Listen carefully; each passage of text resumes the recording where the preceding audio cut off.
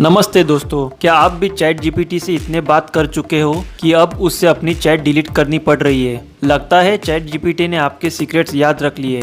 तो चलो आज मैं आपको बताऊंगा कैसे अपना पूरा चैट जीपीटी हिस्ट्री एकदम क्लीन स्लेट बना देना है, बिल्कुल control plus alternative plus delete style. चलो शुरू करते हैं। चैट जीपीटी ओपन करने के बाद पर आप देख सकते हो उस पर क्लिक कीजिए। तो ये रहे मेरे सारे चैट्स। नॉर्मली हम लोग एक एक करके डिलीट करते हैं, मुझे सारे डिलीट करने हैं एक ही बार में। तो उसके लिए नीचे आप देख सकते हो आपका नाम रहेगा, उसके ऊपर क्लिक कीजिए। उसके बाद सेटिंग्स पर क्लिक कीजिए। उसके बाद डेटा कंट्रोल्स पर क्लिक कीजिए। तो यहाँ पे आप सामने ही देख सकते हो डिलीट ऑल, तो इस पर क्लिक कीजिए। उसके बाद कन्फर्म डिलीटेशन पे क्लिक कीजिए। उसके बाद आपके सारे चैट्स डिलीट हो जाएंगे। तो ये रहे मेरे सारे चैट्स डिलीट हो गए।